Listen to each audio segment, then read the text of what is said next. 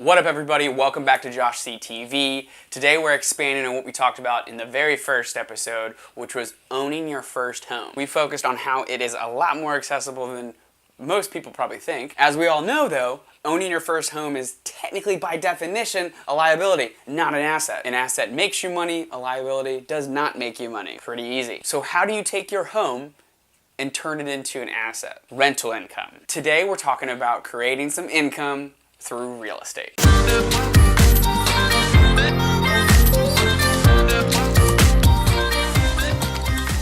I already mentioned this in the very first episode of talking about owning a home. My path has been working towards real estate and creating passive income for myself. And by passive, I mean your money's doing your work for you, but you still have to put some strategy behind it. So for today, we're not gonna call it passive income. It's gonna be more of a revenue stream.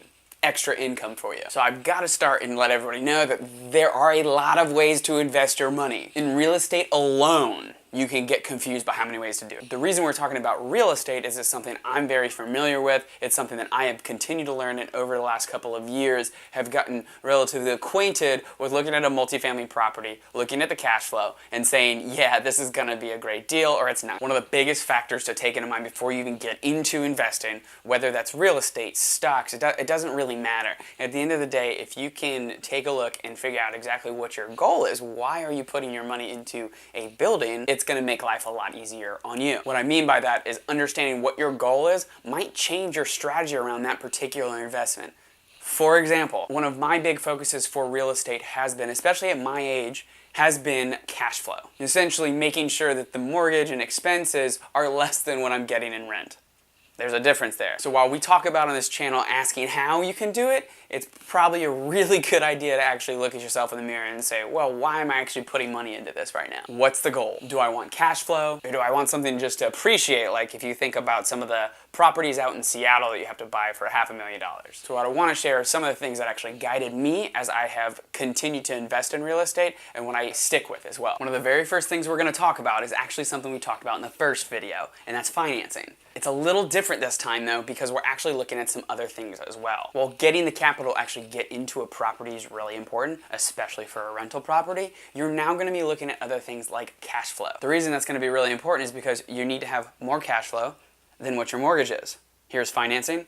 Here's your revenue. For example, I'm not too concerned about the appreciation, even though location is something you want to keep in mind when you're looking at a property. Cash flow has been my big target. When I'm looking at a property, I'll actually run an entire pro forma, look at the expenses, look at the location, look at what it'll cost to actually get the property livable for a tenant. Take all those things into account and make sure that the numbers match up for what I want. I typically look for anything from $100 to $300 a door. That range is also kind of subjective.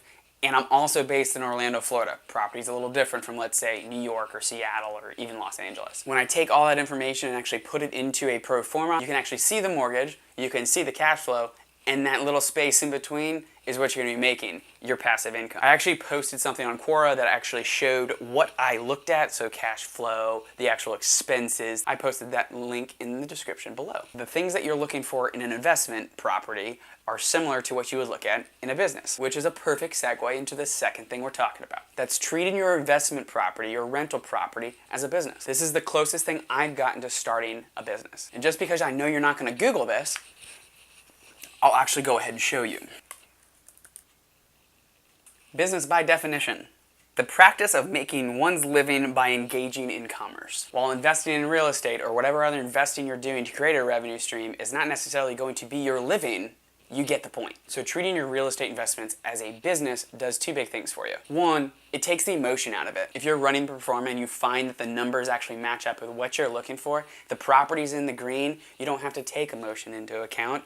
This is a great investment. Go for it. If you focus on that pro forma, and you use that as your guideline, then when you find a property that just doesn't make sense, it doesn't matter if you love the white picket fence in the front yard anymore. The thing pulling at your heartstrings, because the property doesn't make sense as an investment. Two is essentially what I was talking about right before I mentioned emotions, is that you are trying to create an investment that is going to give you money, create wealth, create a passive income source. If you take a look at the definition of a business again and make sure that you are earning a profit, so earning revenue more than expenses, You're going to treat your rental properties as a business. You're going to do everything in your power to make sure that they're efficient, that the costs are less than what you're actually making, and you're not spending your valuable time all on that, which is a great way to move on to number 3. I value my time way too much to go in and act as a landlord at all times. What I mean by that is taking calls at 2 a.m. because the toilet's clogged. I've got a property manager that handles everything to do with tenants, any calls, any kind of replacements. I've got a CPA that I talk with all the time about the properties as well, making sure that the taxes line up, that I've got a long-term plan for this, and I even stay contacted with a couple of lenders. I do that because they are specialists in that right there. That's where they spend their time. I don't want to spend my time doing that. I feel that my time can be spent elsewhere doing other things that would either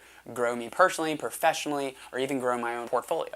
I'm not saying it can't be done. A lot of people are landlords. That's fine. If you want to do that, by all means, tear it up. I did not. With that said, there is a cost to it. 7 to 10% of the income, depending on your property manager, will go straight to your property manager. We're not talking about commissions for realtors, and of course you gotta pay for a CPA as well. There is a cost to everything. But it's back to your value of time. Do you wanna spend your time trying to do that, and then of course the cost of messing one of those things up, or is it worth the 7 to 10%? Keep in mind, if you ran the numbers correct the first time and just added in that percentage for the actual property management, you're still going to come out with a positive pro forma. So those are some of the things that I look for, and they have helped me continue to grow as I move through this real estate investing game. I am no guru at this. I have gotten into it. I started from scratch. I have now built it to what I have today and will continue to grow. Like anything we do, I had to learn. One of the greatest resources I use, I'm actually putting in the description, and it's called Bigger Pockets. Bigger Pockets is essentially a forum, a community of people that have begun